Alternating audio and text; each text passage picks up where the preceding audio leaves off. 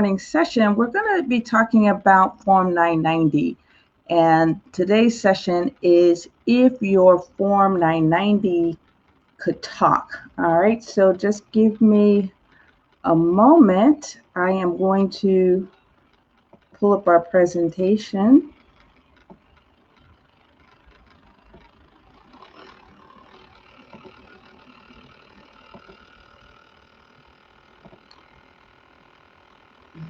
All right.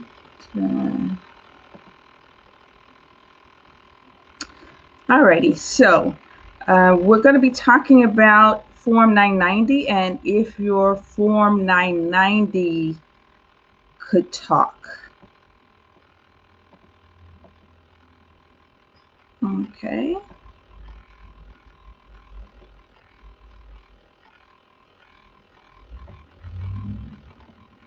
Alrighty, and before we get started, we just want to do a little housekeeping here in the Crowdcast community. I want to say thank you so much again for joining us. If you have just joined us, please indicate your name, where you're from, what you hope to get from this session.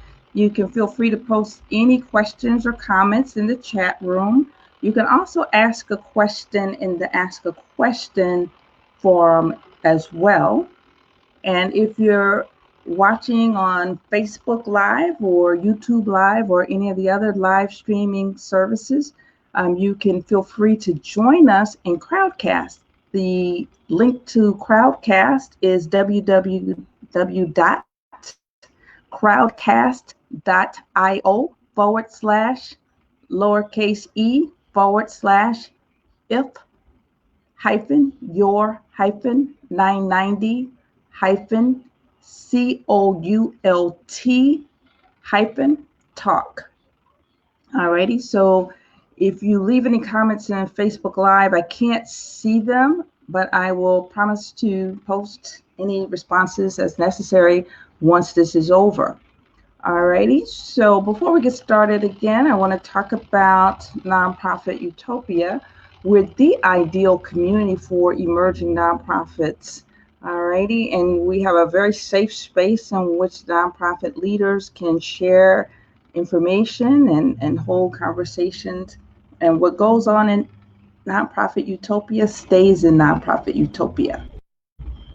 Our mission is to develop the next generation of ethical leaders, and we do this through a number of means. One, we hold webinars and other educational activities, such as the one we have today.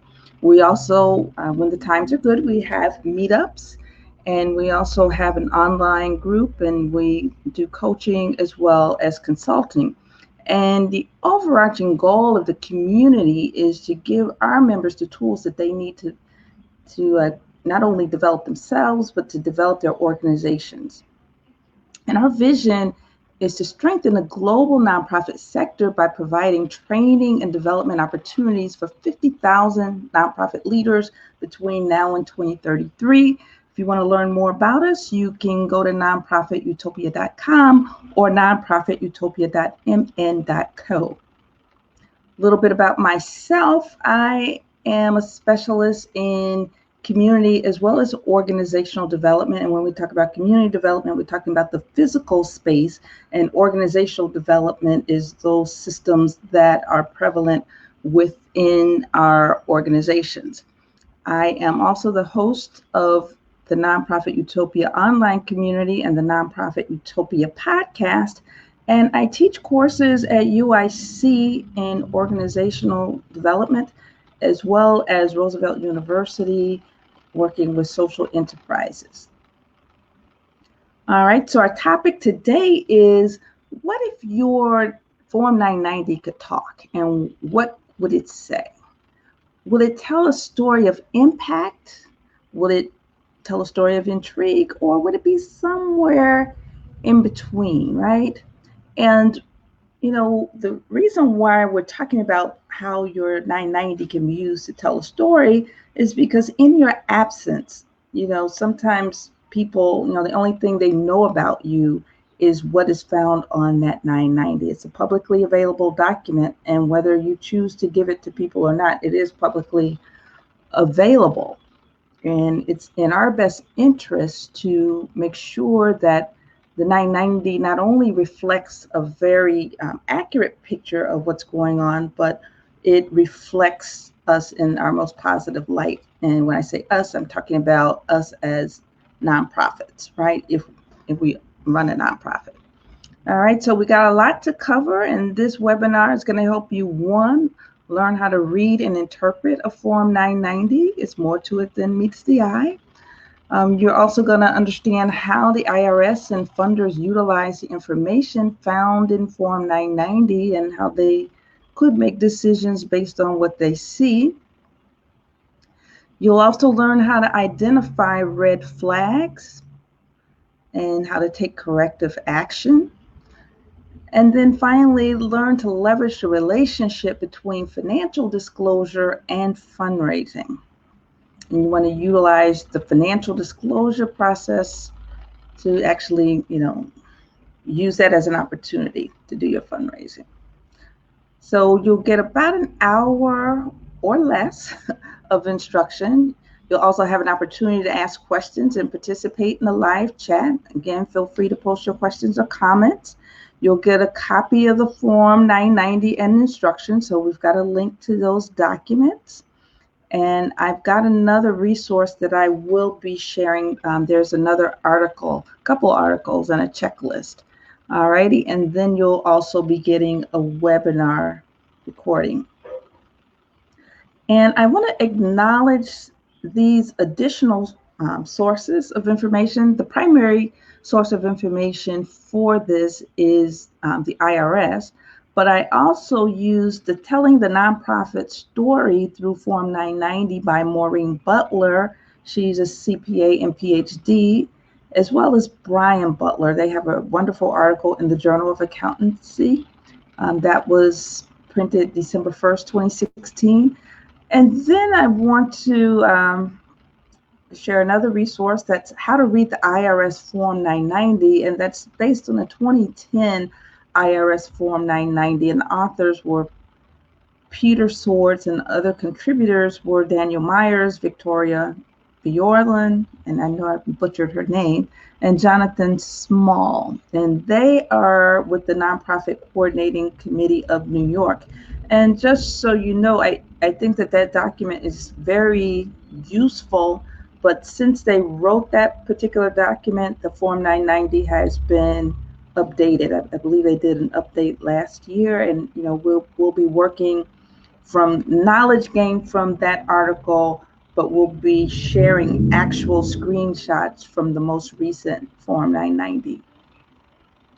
Alrighty, and just to give you a review, those of you who were with us a couple weeks ago, actually about 3 weeks ago, you learned what a Form 990 is. And basically, the Form 990 is a form that you complete for the IRS, and this is for nonprofit organizations. So in lieu of doing a Form 1040, nonprofit organizations have to do the Form 990. And it's due within 5.5 months of your fiscal year end. So a number of organizations will be seeing their fiscal year end on June 30th. So that means 5.5 months later, that will be due.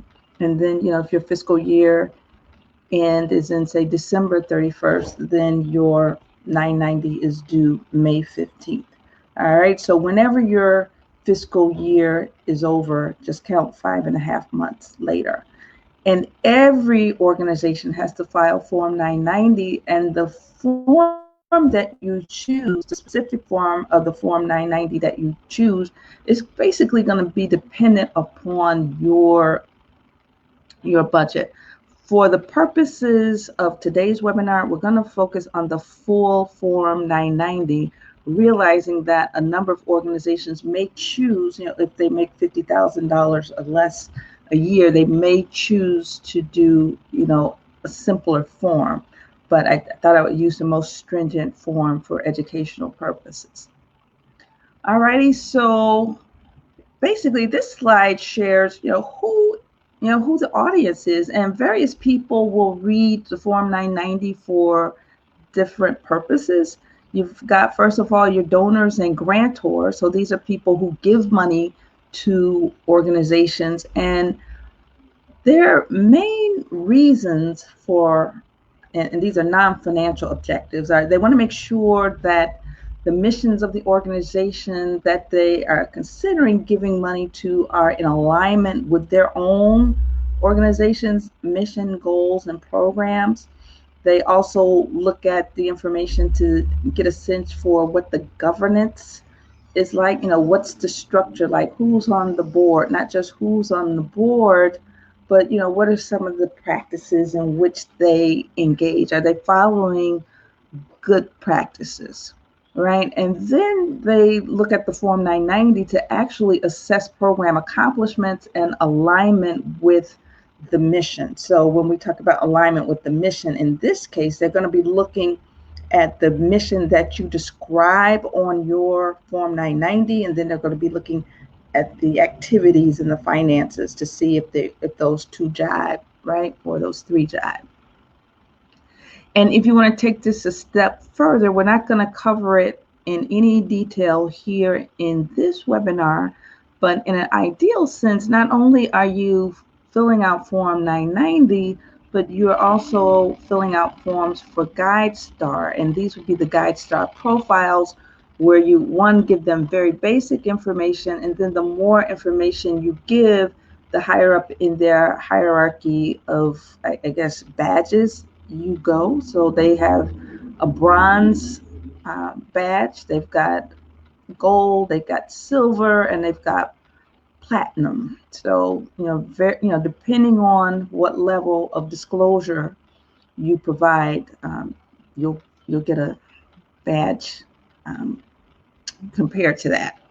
All right, then potential board members, if they're smart, first of all, you have to realize that if you're going to be on a board, you as a member of the board, you are legally culpable for anything that goes on in the organization, whether you know about it or not.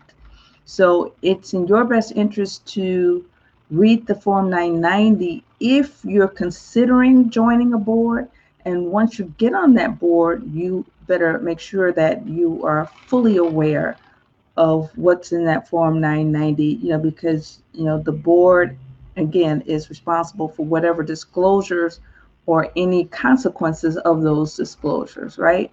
So as a potential board member, one, you want to look for red flags to see if this is something that you want to be a part of or not. And if there are red flags, you want to know whether or not those problems are manageable. Because then, as I said before, you as a board member, you're going to be responsible for everything, including what's on the Form 990. All right, and you want to make sure that the activities in which the organization is engaged are in alignment with the mission that they state on the form. And then you also want to look at that to get a good sense for what their board governance practices are. So you want to look at what the policies are and whether or not they even have policies for the board.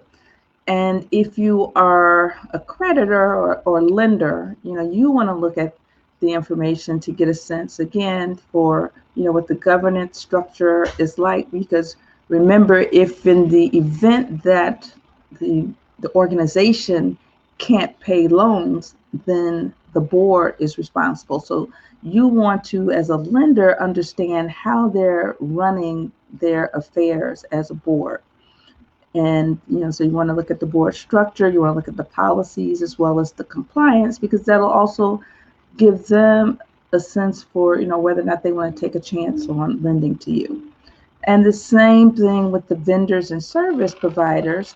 So they want to make sure that, one, because you, especially this day and age, if you are a service provider, you want to make sure that you are providing services or you're selling a product to an organization that is capable of paying you. And then you also want to get a sense for what their priorities are to see if, this relationship is going to be a one-off relationship, if at all, or if it has the potential to be a long-term relationship.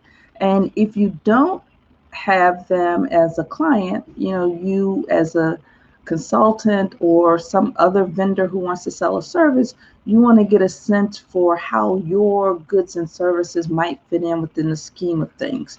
So, getting a real good feel for what the programs are and what the budgets are and what they have historically spent on certain line items would give you a leg up in determining, how you should proceed with your proposal. And then for external evaluators, they're again going to look at governance structure, which is, your board structure, policies, and compliance. And then they're also going to be looking at the program accomplishments and how those align with the mission.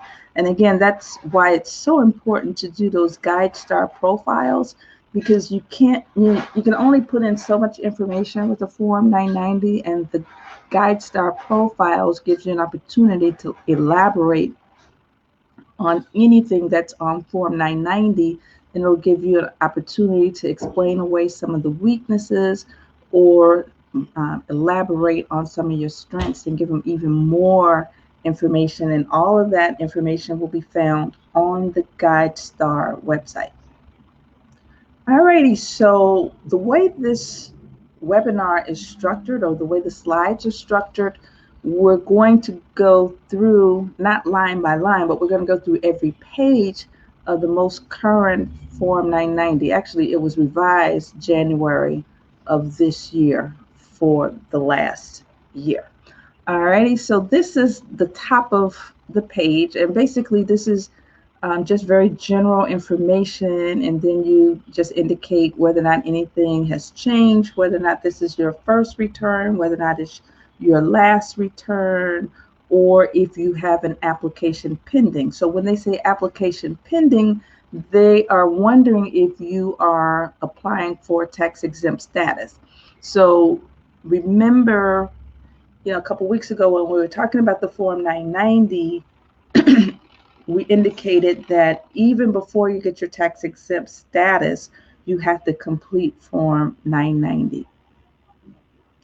Alrighty, so after you give that general information, you have to complete a summary. And this summary is basically a snapshot of what the organization looks like from a financial perspective. It gives you an indication of what the mission is, so you can look at the financial picture within the context of what the mission is. So remember, when you do budgets, your budgets are really a reflection of the priorities, and the budgets should also be done within the mission of the organization. And before you even get to the financial part of it, and if you're doing the full Form 990, these particular sections are not on the Form 990 EZ, but it's still good to, I think, complete the full Form 990, even if you don't have to, because it'll give you a really good sense for rigor. If you're able to comply with all the stuff that's outlined here, even if you're just starting out, that gives you a good roadmap for good management, good governance. So here in this section, they're asking, about the number of board members, whether or not they're independent, total number of volunteers, and whether or not you're engaged in any unrelated businesses. And then here, so this section here is a summary of your income statement, and this section here is a summary of your balance sheet information. And there's an opportunity to go into more detail, further into the document. All right, so again, this is still on page 1, and this is the signature block. So you actually, the way they have this form arranged now, you actually sign off on the front page. All righty, part 3, statement of programs and services. This is an opportunity for you to really, really sell yourself. Again, most people, when they think of Form 990, they're thinking about, disclosure from a financial standpoint. And typically your CPA When you're going through an audit process or when you're going through a year-end close and you have your financial people preparing the closing financial statements, you actually have those people in an ideal sense to also complete your Form 990 so that the information is consistent. You increase your chances of having more consistent information. However, we know that CPAs are not notorious for their ability to write in a way that tells a wonderful story. Why? Because CPAs are trained to just stick with the facts. They're trained not to give any hyperbole, not to give any flowery language, no editorializing. They just state the facts, just the facts, ma'am. They're writing as if whatever they write is going to be in a court of law. And remember, they're also licensed, if they're certified public accountants. So whatever they write, they're putting their reputation on the line. So they're going to be as succinct as possible, as boring as possible. But this is your opportunity right here to work with someone in your organization who, someone who writes grants, someone who writes really well, who will describe your top 3 programs and their accomplishments and how much money has been spent on each of those programs. All right. And then some of the red flags. These are not all of the red flags, but these are some of the most common ones. Some organizations, believe it or not, actually don't have a mission. And if they indicate that there is no mission, that is a real red flag, because if you don't have a mission, you don't have a purpose. What is your real reason for starting this nonprofit organization? Another red flag is the fact that the programs don't seem to be in sync with your mission. So I don't know if you've heard the term mission creep, where your mission is one thing and sometimes in desperation or because of lack of focus, organizational leaders may go after funding sources that may not necessarily be in direct alignment with their mission.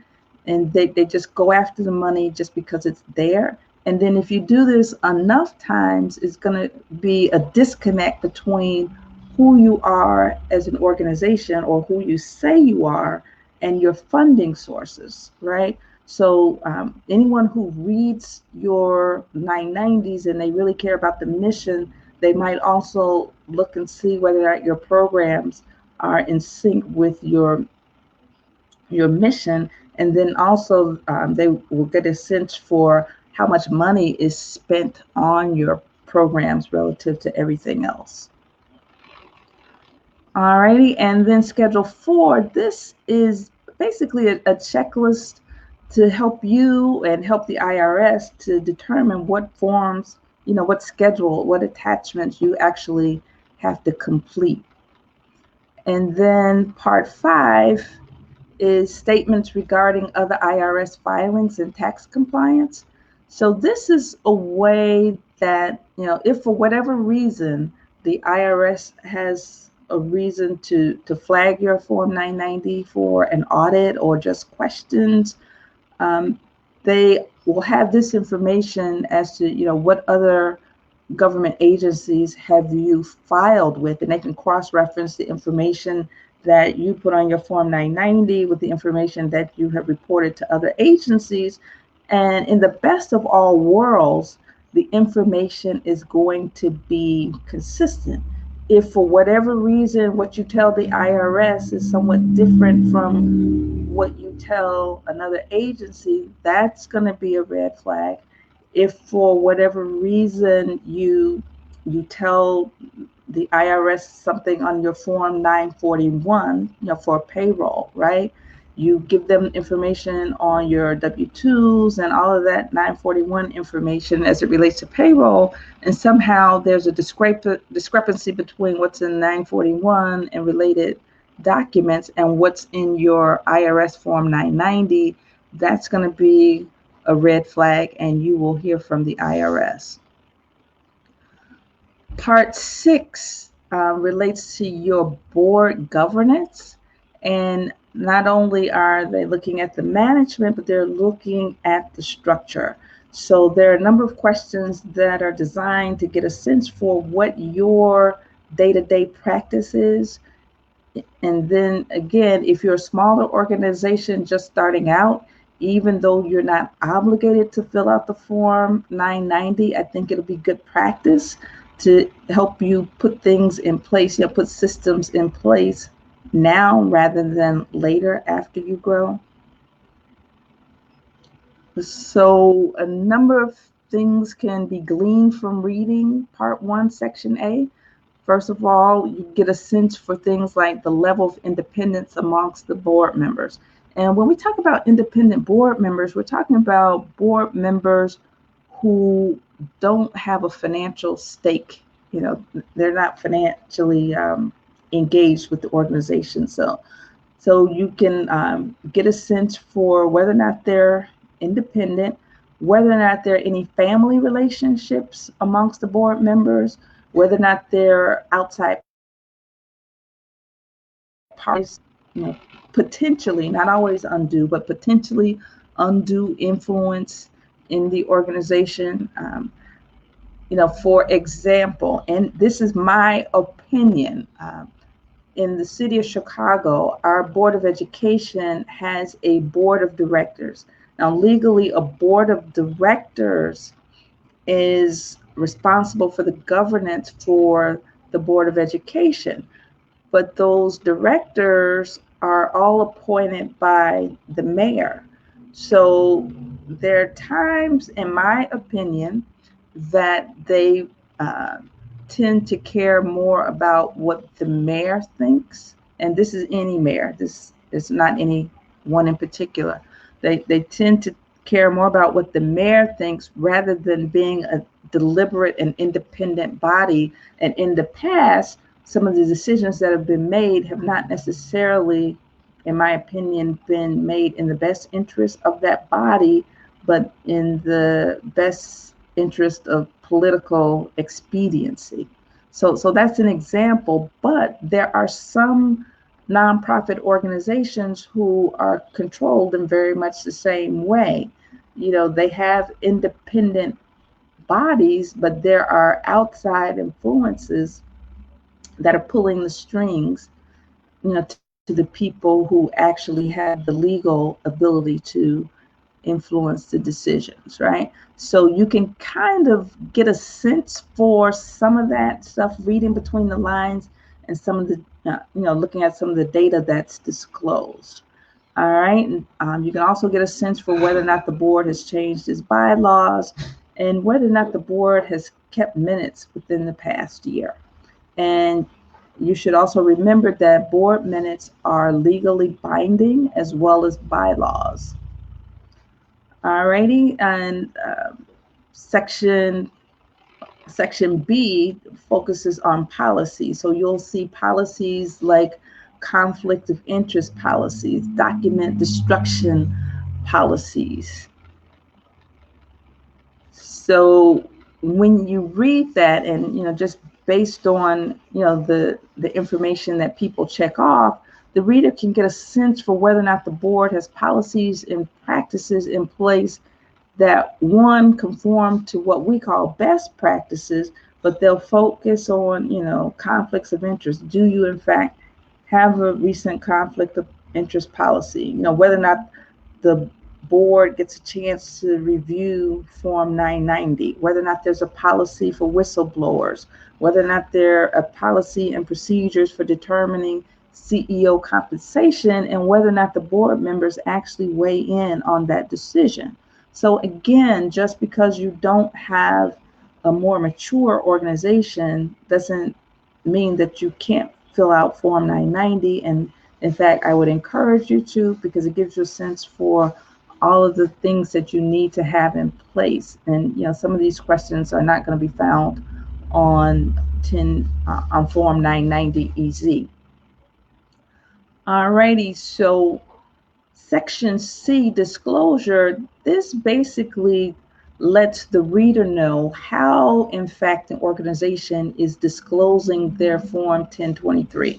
The Form 1023 is the application for tax exemption, and by law, that's a permanent document. It must never be destroyed, and if any member of the public wants to see it, you have to make that form and its attachments available to the public. The same for the Form 990s. If you don't make those documents available for the public can, in fact, file a complaint against your organization, and that won't be pretty. You know, you never want the IRS to come knocking at your door as a result of a complaint.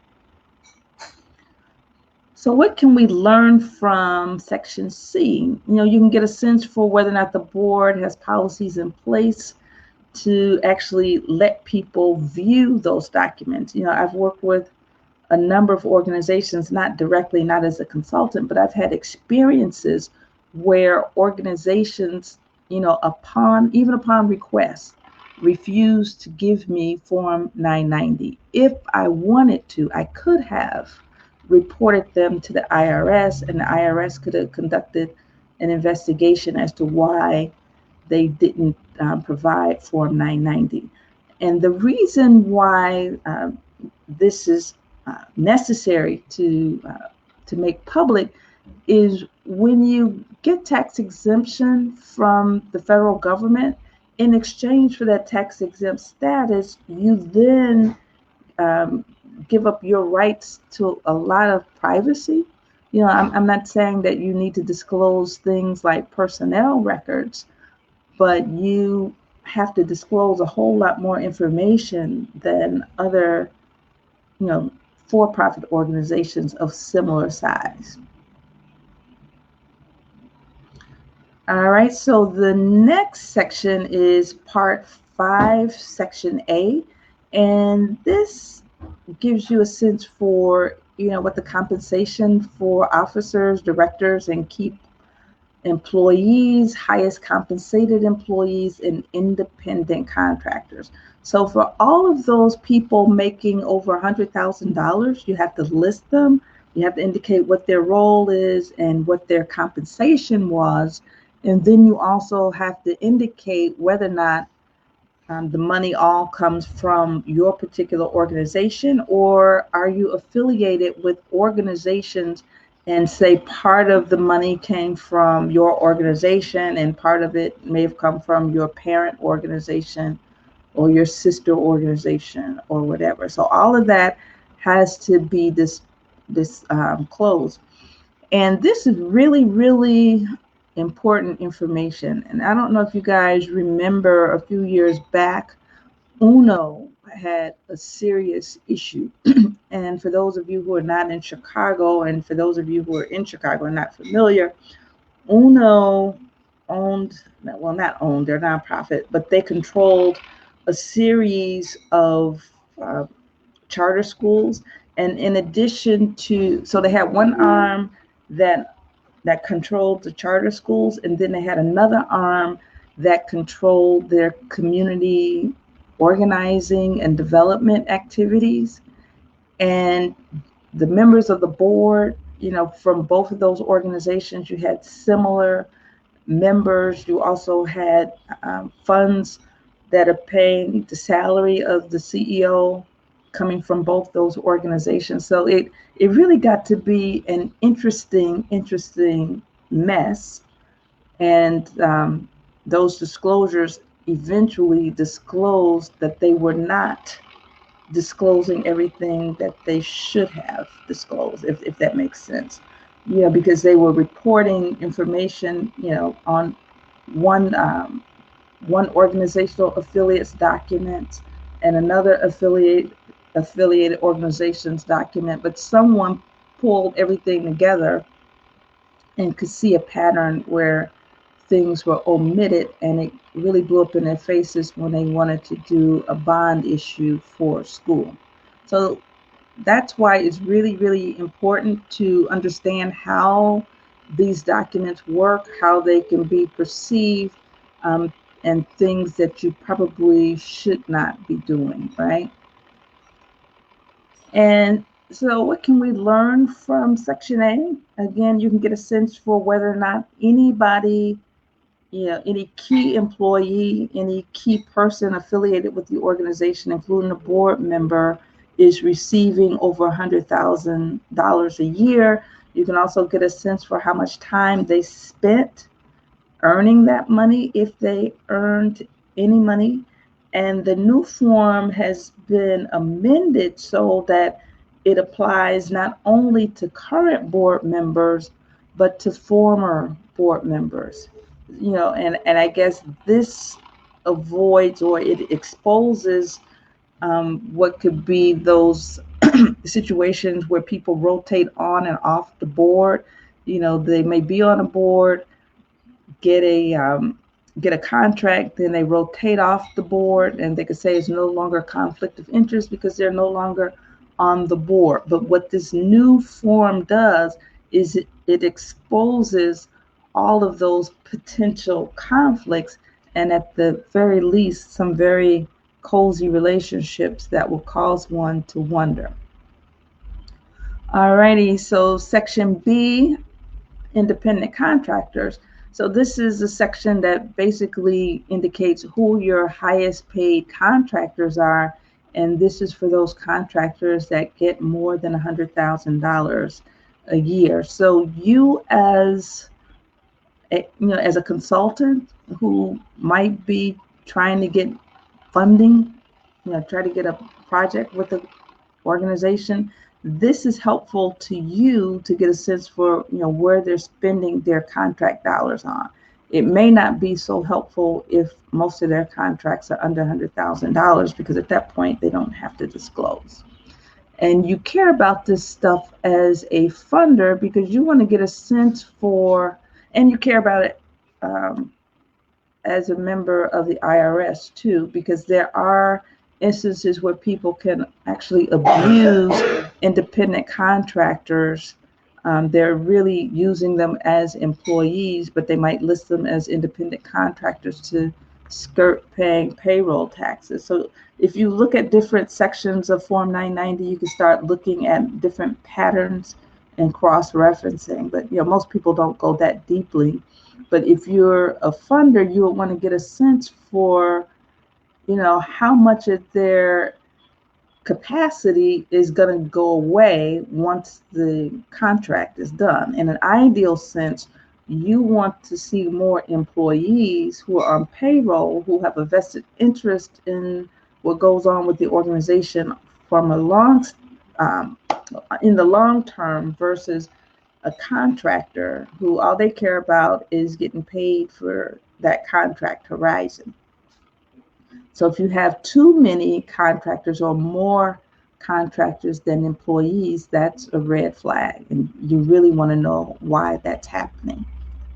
All right, so on the surface, like I said, you can learn, what contractors were paid over $100,000, but if you dig deeper, other patterns begin to emerge as to, how much they're paying contractors versus salaried employees. And then you also begin, if you look at different sections, to understand whether or not those contractors have relationships with board members, whether or not those contractors are board members themselves, whether or not those high paid employees or high paid persons are board members. So all of that stuff becomes apparent from looking at the 990. Alrighty, so part 8 is the statement of revenue, and that's the same as your income statement. So this section basically talks about the money that's coming in and the money that's going out. It talks about where the money comes from. Is it from a grant? Is it from program service revenue? And program service revenue is basically fee for service. So if you have a program that you're charging a fee for, that revenue goes there. And then there are other revenues, for example, investment income, and then miscellaneous revenue, like you might have a product that you're selling or whatever. So all of those revenues come into play. So the first part I'm sorry, part A is statement of revenue. It's not the income statement. It's the income side of the income statement. So it's just focusing on the money coming in, not the money going out. So you can learn a whole lot from looking at the statement of revenue. That'll give you a sense for how healthy the organization is, but you have to look at more than just how much money is coming in, because it's just as important to know how much money is going out. You'll also learn the funding sources, whether or not the organization generates income, or is it solely dependent on contracts and grants, and if so, where those sources are, and how diverse their funding streams are, and whether there are any vulnerabilities. So that's a really good source of information. And when we talk about vulnerabilities, we're talking about financial vulnerabilities. So, for example, would you say that more than 25% of their funding is coming from from a single source? So if you only have one or two sources of income, that could put you in a more vulnerable situation than an organization that has several places that they're getting their money from. Alrighty, so this is the statement of functional expenses. And what this does is it looks at all of your expenses in total, but it also breaks them down as to whether those expenses are from administration, whether or not they're from fundraising, whether or not they're from program. And this is very, very useful information because not only does it give you a sense for the health of an organization, not by itself, because you really have to look at expenses within context of how much money has also come in, but it also gives you a sense for whether or not they're spending too much money on overhead, too much money on, quote unquote, too much money on fundraising expenses, and how much money is going into program.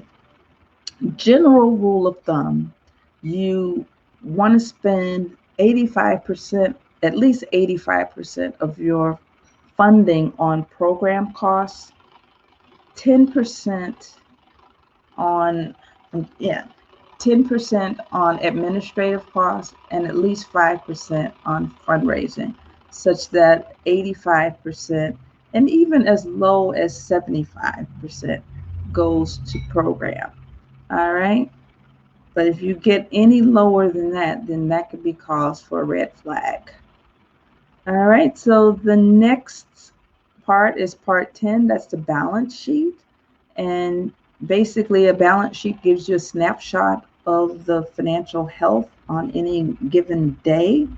And this gives you the assets and the liabilities. It's not telling you revenue, and it's not telling you expenses, but it's telling you how much money you have on hand, right?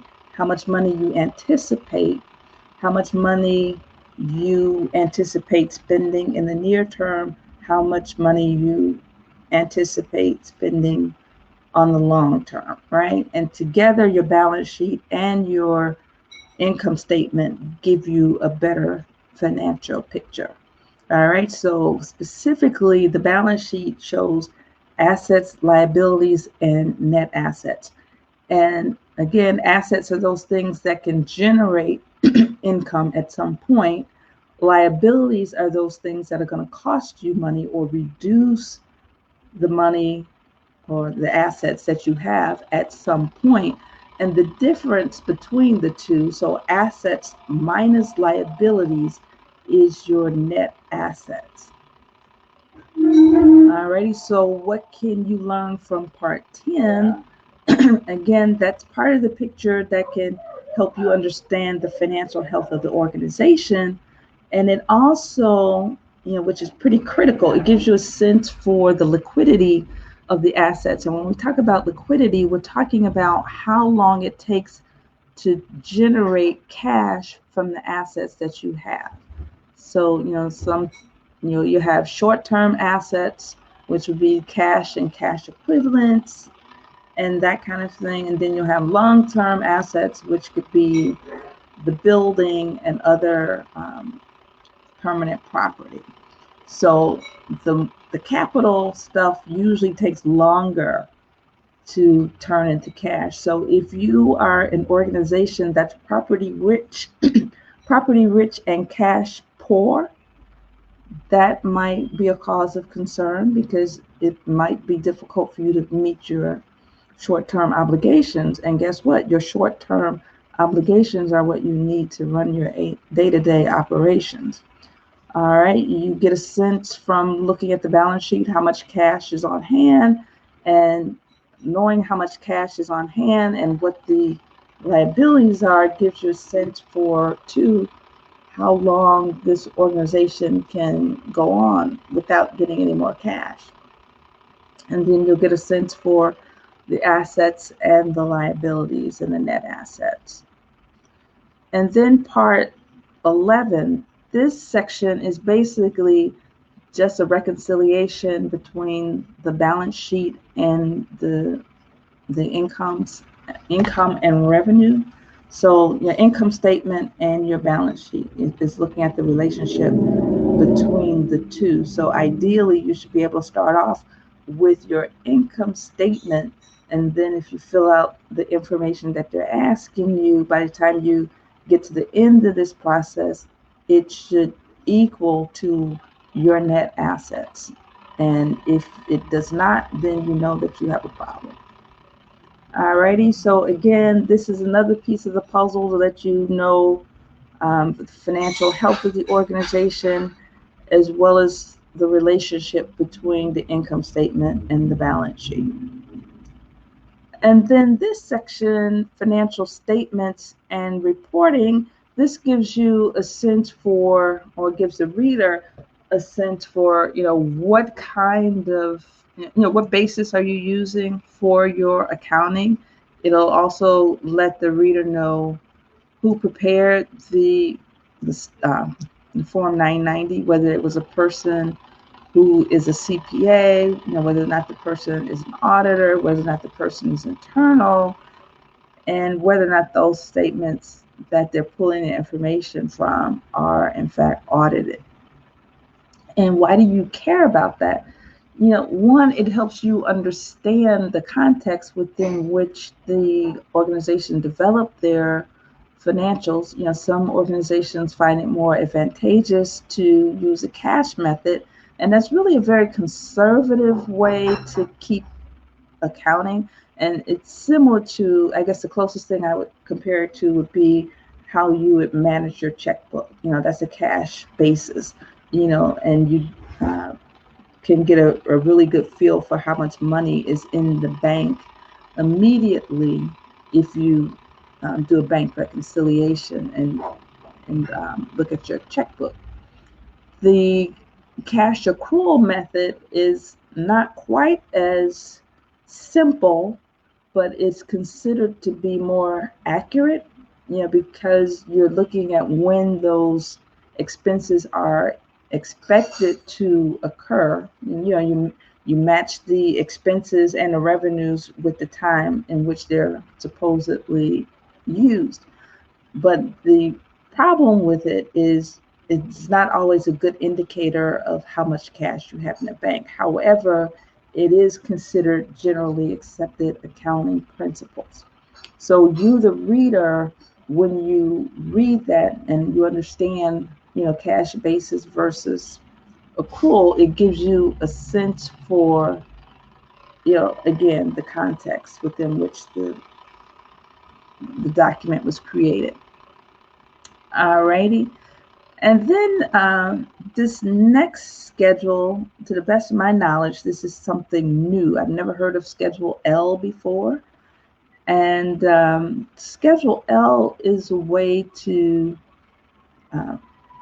disclose any potential conflicts of interest or any actual conflict of interest. And this was not a part of the Form 990 before this year.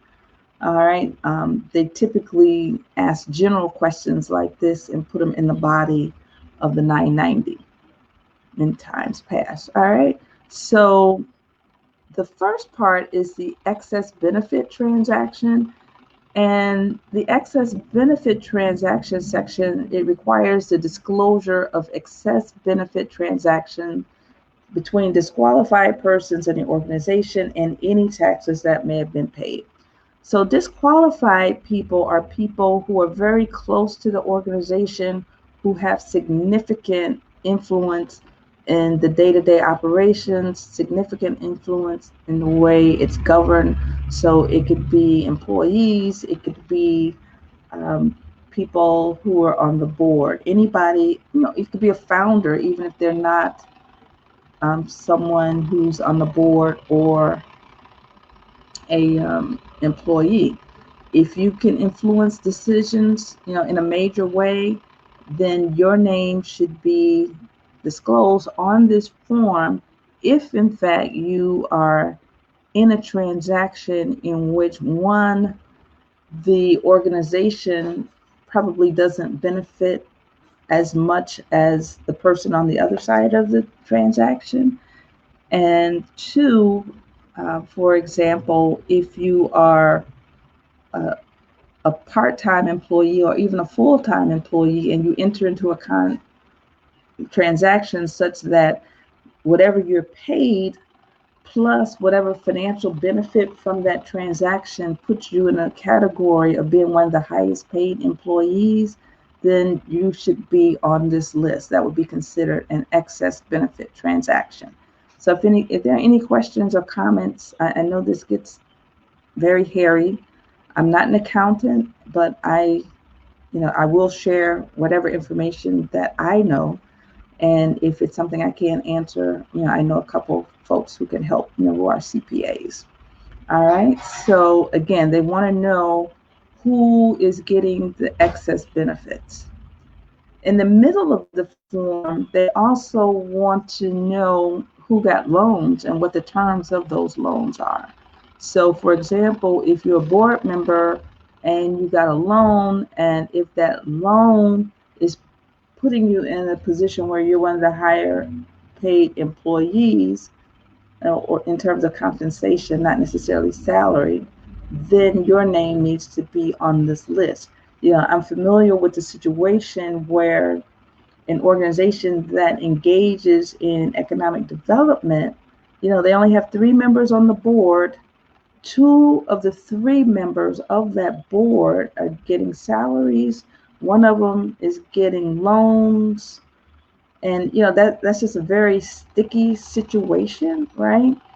And if so not only is the person getting paid, the person is getting loans, but when you look at the context of what they do, they work with small businesses also. None of the small businesses that they work with are getting loans, but one of their board members, in fact, the board chair, was getting a loan. So that kind of stuff raises a red flag. And organizations that have similar patterns have actually lost their tax exempt status. So you got to be really, really careful about the types of transactions that you allow between your board members or your key employees or other interested persons. And in this case, when we talk about interested persons, we're talking about people who have a stake in the financial outcome of the organization. So you got to be really, really careful about who can do transactions with the organization, because you don't want to be in a situation where it looks like a group of insiders are gaining more benefit than the community. Remember, a nonprofit organization is there to serve the community and not themselves. Okay, and the third part of Schedule L is grants or assistance benefiting interested persons.